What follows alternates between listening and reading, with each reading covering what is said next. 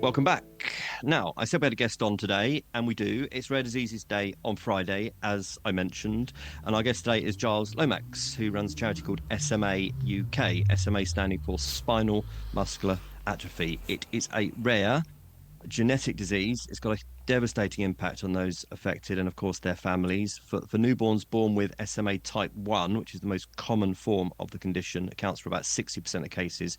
Many of those people, those children, will experience significant or irreversible disability because of delayed diagnosis and access to treatment. And so SMA UK is the charity set up to support those people and the community and their families. And we're going to explore it a bit more. And Giles Lomax, welcome to the podcast. Nice to see you.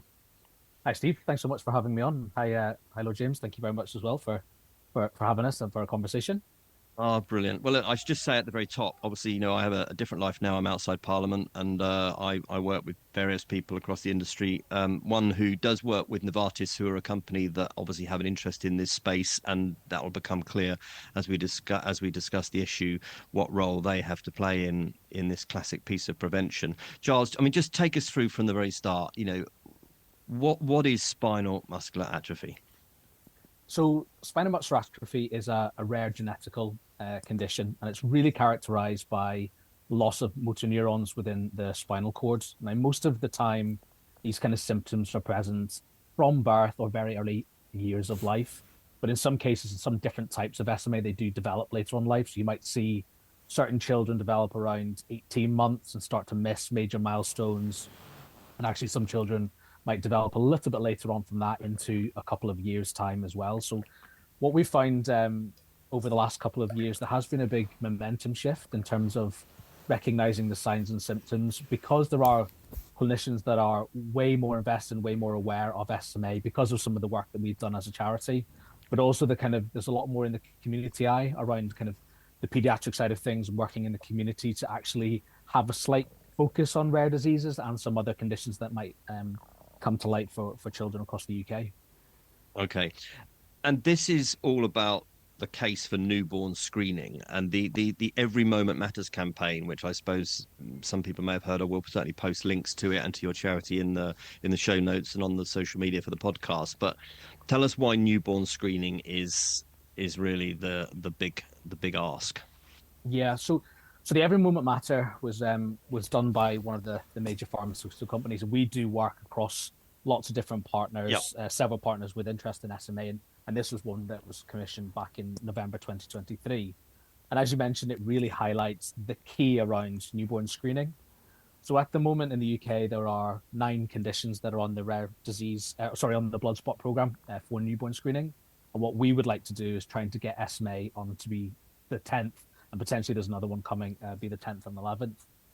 So the biggest thing, and going back to the kind of headline part of the show, is around about newborn screening is the best key to unlocking those kind of bigger ambitions of have preventative healthcare through testing. So the key is that the earlier babies are tested, the earlier babies are diagnosed and treated, the better health outcomes that they have, full stop. And that newborn screening program could unlock a completely different change to the lives of many, many, many children that are born this year and for forever from now on.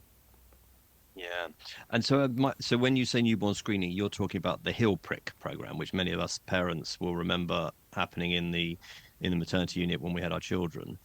So without the timely treatment, my understanding is that some 90% of babies with type 1 SMA will either pass away or they'll need permanent ventilation by their second birthday when symptoms then appear. So the heel prick test is the way basically for you to get in early and then administer the drug. And if you do administer the drug, what then are their outcomes and their chances?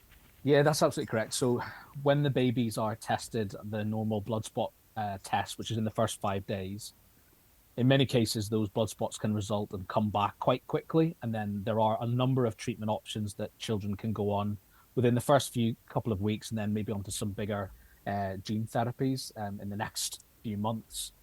Now, you talk about the outcomes. So the majority of the time that if children were not spotted early on and potentially still treated with these very, very, life enhancing drugs, they still will have huge outcome problems. So we talk about maybe spinal braces, peg fed, wheelchair users, and in some cases, children do still die, and that is before their second birthday, primarily for the type ones. What the newborn screening and even earlier access to treatment can provide, and in some cases, we've seen that children, if they were treated within 2 weeks, because they've been spotted early and then administered the drugs in 2 weeks, in some cases they can grow up to have no symptoms at Wow. all. Now, and I mean no symptoms at all. There are examples of siblings that have had SMA and then been tested because their brother or sister have had SMA and they know that's in the family, being given drugs within the first 10 days of being born, and then they are now healthy, walking, everything is normal about them, toddlers and children, and you would never know that they had SMA at all, which is incredible, but it also highlights a huge responsibility that we have to be able to try and get that across everybody in the UK, all those babies that are born, the 700,000, everyone should have that opportunity, as opposed to you have that opportunity because unfortunately you have another SMA diagnosis within your family. And is there any chance of being able to uh, detect this in the womb and even to treat it in the womb? It's a really good question. So yes, there are opportunities to test in the womb. So there are amniocentesis that you can do that can test SMA in the womb. You can also do the genetical test for the parents as well. So that ensures that you know the probability of that child having an SMA diagnosis. And there are some studies that are going on in the States at the moment that are looking at about um, giving treatment to the mother, and then that then is passed through to the baby during pregnancy. This is very, very early stages, something that's ethically, up in the air at the moment. But even if you don't treat during pregnancy, you would know you would be able to treat on day one or in the first couple of days anyway, and those outcomes measures would be huge. And this is a particularly acute condition. Does it give us a clue that there might be other conditions that can be spotted early and treated early, even ones that might not manifest until quite later in life? Absolutely. So the prevalence rate of SMA in the UK is around about 1 in 10,000. So across the birth rate, you're looking around about 70 children born per year. All those numbers are relatively low. The impact in terms of the health outcomes for the majority of those 60% type ones is really, really big. So if you look at the blood spot program in general and you apply that to different rare diseases, if there are treatment options available, it means that early intervention can be done and potentially can have a lot better health outcome measures. Not only that, it also allows clinicians and the community practitioners to be able to support care needs and plan a little bit further ahead. I think in particular, if you look at the gene therapy side of things, this is a huge window of opportunity that you could see a big landslide change in terms of how rare diseases in particular are treated with gene therapy.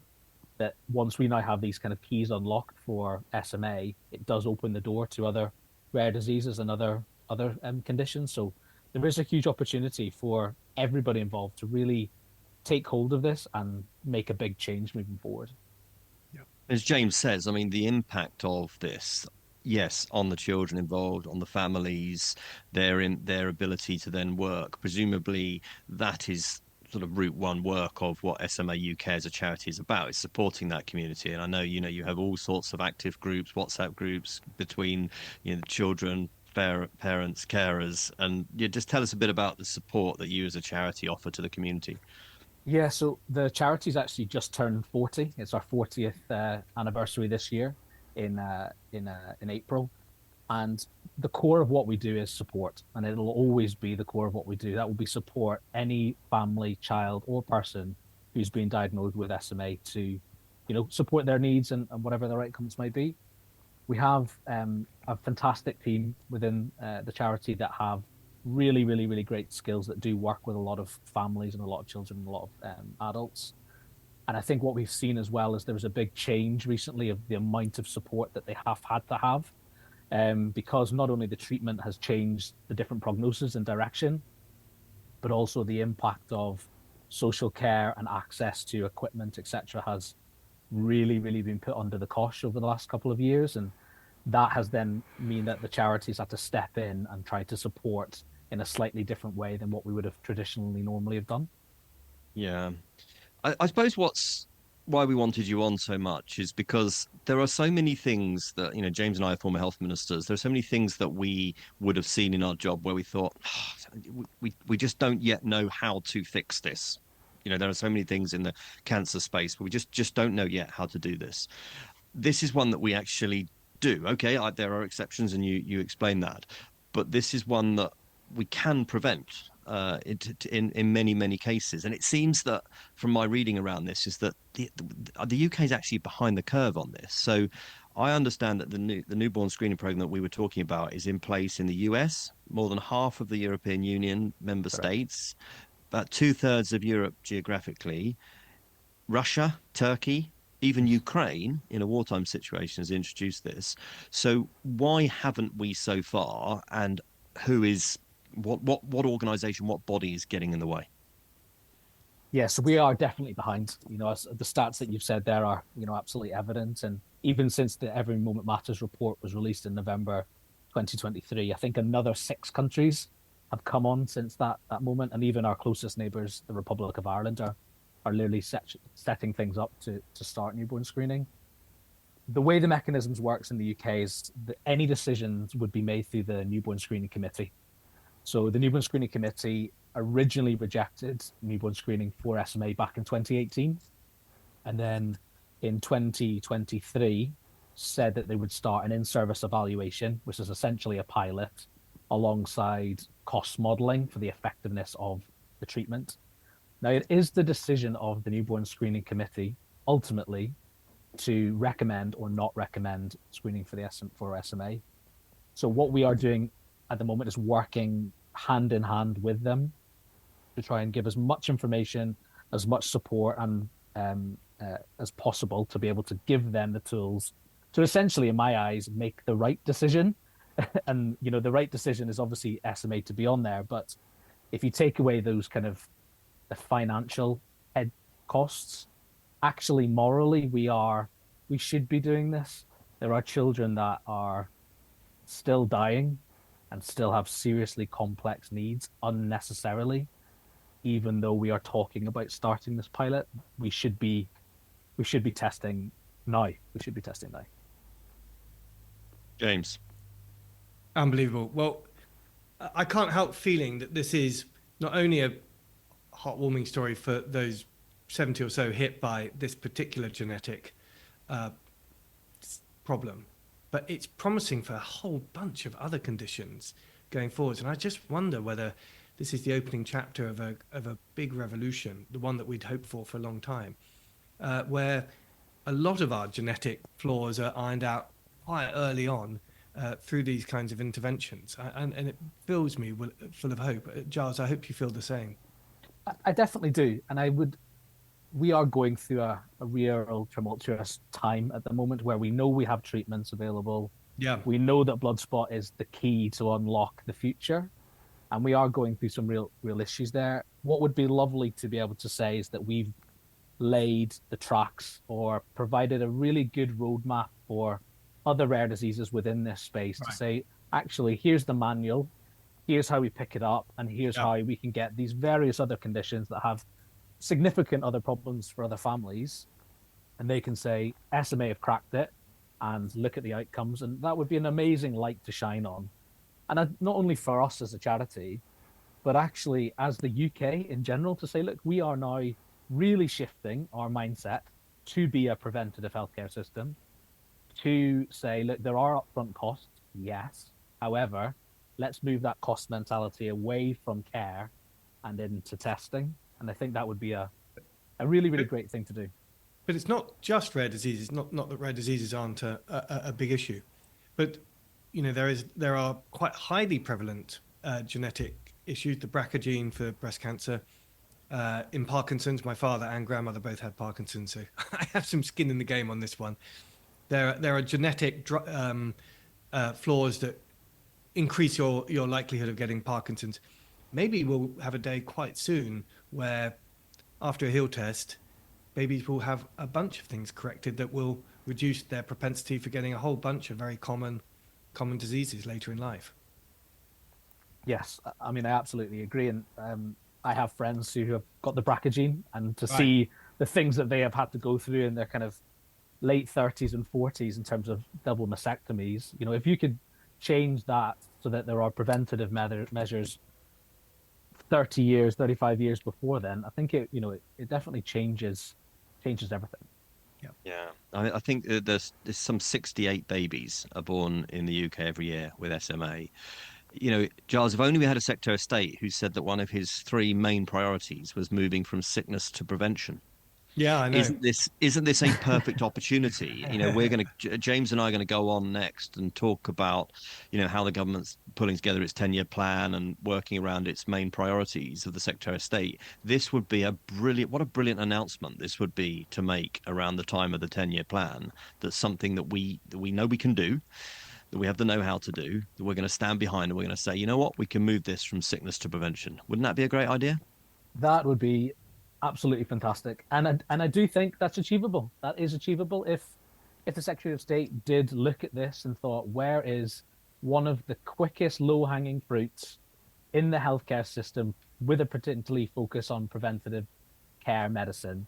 This is the gold standard of a great story and a Yeah. great outcome.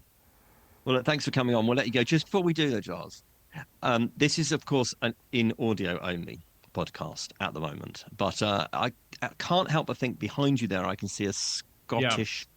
Scottish. Is that a Scottish rugby cap? That is true. Yes, it is a Scottish rugby Yeah. cap. Is it best that we just brush quickly past that subject? Yeah, I don't think we should go any further into the details of Saturday afternoon. All I can say is you'd have made that kick, Giles. Many, many years ago, maybe. Listen, it's brilliant to have you on. The charity, SMA UK, smauk.org.uk is your website address. I think I'm right in saying you can find you there and on your social media channels.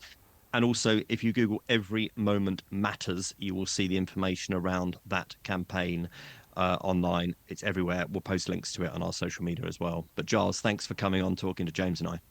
Fantastic, guys. Thank you so much for having me.